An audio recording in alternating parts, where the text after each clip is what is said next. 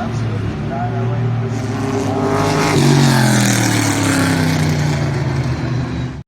Hello and welcome back to Forza Horizon 5 with another Baja build. Although on paper, this is not really a Baja vehicle. It is in the exact opposite of a Baja vehicle, in fact, despite appearances. This is designed for the Antarctic, or the Arctic, either or. Because this is the Arctic Truck Hilux. Yeah, it's a beast. Everybody knows it for taking Top Gear to the North Pole and to the top of a volcano. I mean, it's a beast, just by the look of it. I mean, it's got massive off-road tires, a proper bullet bar, which sadly we will have to get rid of because I need aero. Luckily, we can keep the shovel, which is important. We can technically get rid of it, but shovel, obviously, for the aero. I've already got those on for a reason that we'll come to probably eventually. And then it's just this stuff. Now, I'm going to be honest. I'm going to be very honest. I know that this engine can make the top of A-class stock. However, when I have the opportunity to use an LFA engine, I'm going to use the LFA engine. Yes. And we're going to keep it naturally aspirated. We don't need the PI, we don't need the power to make up for it. So then it's just lightness here. Maybe some of those. Perfect. And then, not quite. Not quite. Are you going to be a pain? You're going to be a pain, aren't you? There we go. We can throw you on. Put you there. Run over to driveline. There we go. Can we sneak you on? No. Can we sneak you on? No. Okay. 645 horsepower. 400 foot-pounds of torque. Pretty light for a truck, all things considered. 3,700 pounds. And critically, unlike a lot of other off-roaders like this, it has Forza aero and massive tires. And trucks tend to do quite well in Horizon. Our target time has been, and still is, the Maserati 8 CTF Indy car with 226.4.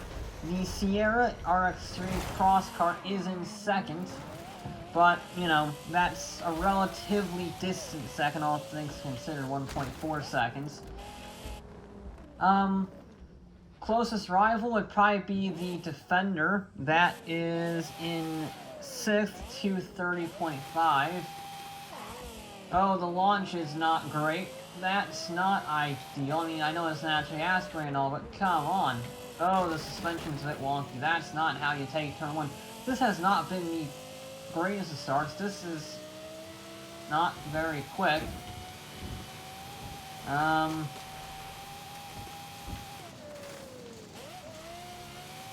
mean, we get a great line through there. That's a we actually jumped the road. That's such a great line. Okay.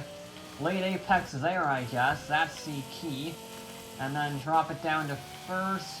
Yeah, we really need to be careful with our gears here. It's almost like we have turbo lag because, well, it doesn't have a lot of torque. And it makes most of its torque and most of its power way high up in the rev range. Which is great because LFA noise. But not great for acceleration. So you really have to carry them until we're not even hitting 100 miles an hour up here. So there we go. We really need to be very careful with this one. It could be very fast if we can carry the speed, which we might be able to, because that was a lot of speed chucked in there. I actually turned it a little early. Yeah, this thing can carry the speed. As long as it's not like a Toyota, which can carry the speed. I should specify, since this is also technically a Toyota, as long as it's not the Celica, which could carry the speed but didn't have any acceleration to back it up with. If this has just a little bit more, it might stand a pretty good chance. After all, the slow vehicles are often, or these seemingly slow vehicles, I should emphasize, are often the ones that do the best. Because they're so consistent, they carry the speed, they flow through the corner, so it's not a acceleration game, it's a quarter speed game. Those are the vehicles that are truly the best, like the Indy car, like the Sierra. Vehicles that don't feel particularly fast because they're carrying the speed. They're, again, flowing through the corners, so you don't notice any changes. It's just constant, and that's the best way. Hopefully, the Hilux, in all of its glory, can be that. I don't know if it can, but let's see how this run is. I'm not so sure the acceleration is really up to par, but we can give it a whirl. It's not bad for the line, actually. 108, that's not bad.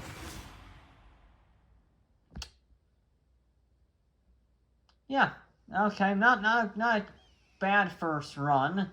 It could be a lot easier, but it's not great. That's like 0.04 of a second faster than the Renault, which fell over. I think the mighty LFA engine, as brilliant and as wonderful as it is, doesn't have the torque for this amount of weight. I'm gonna be honest. We're gonna see, because it gets all of its power and all of its torque at like 9,000 RPM. So, yeah. You see it bogs down really hard off the line, even revving it to the max. It does just collapse. We actually have to go back down into first just to keep the RPMs up. It works. That worked much better than I expected. But, and then we leave it in second, and then brake late, and then turn in. There we go. I think that might actually be my preferred line from that point on, because it does allow you to carry so much corner speed. Come on, there we go. We're not quite flat through there. Maybe with a better line we're flat through there. I don't know. But either way, it's not that bad. And then we cut the corner. We are at least flat over the jump. And we can be flat through there. If we get that jump position perfect, we can be flat through that chicane. Okay, that's seriously impressive. I'm telling you, Forza is weird. I sort of hinted at it during the build. Forza likes big vehicles with off-road tires. The bigger the off-road tires, or the bigger the rally tires, the better it is, regardless of the functionality of the vehicle. So, carrying on from Horizon 4, well, that wasn't ideal.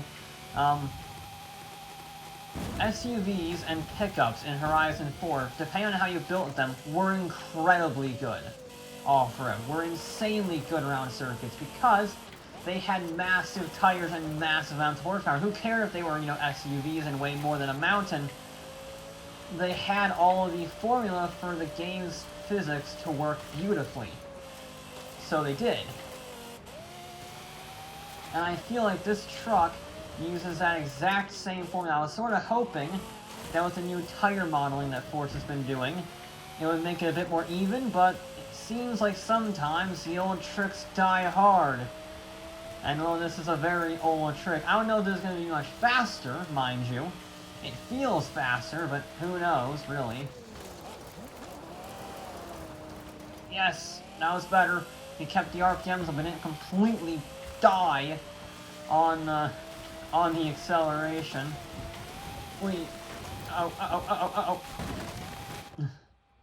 If I had landed, I would have kept it going, but I didn't land it, so. Whoopsie.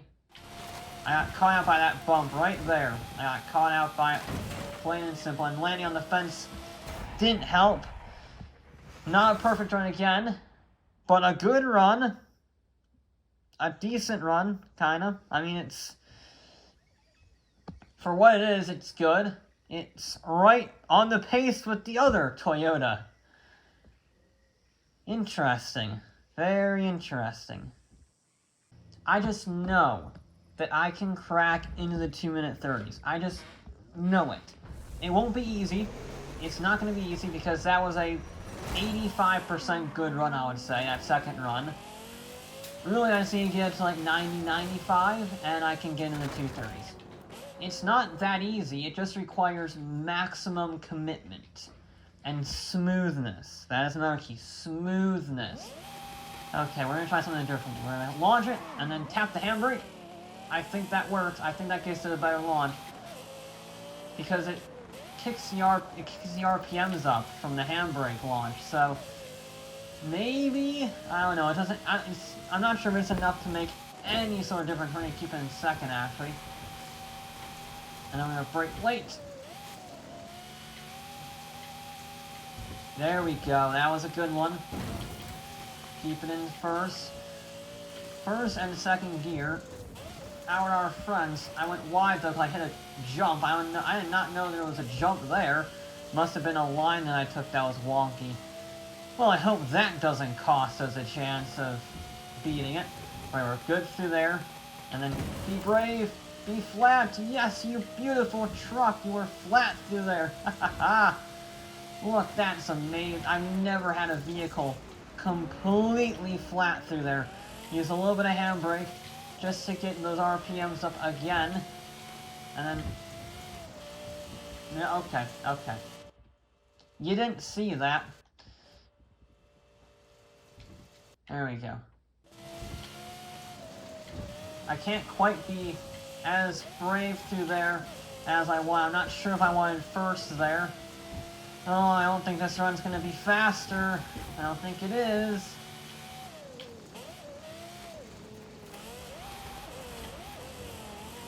Come on, keep the RPMs up. There we go. We didn't quite bog down as much. No, no, no, no, no, no, no, no.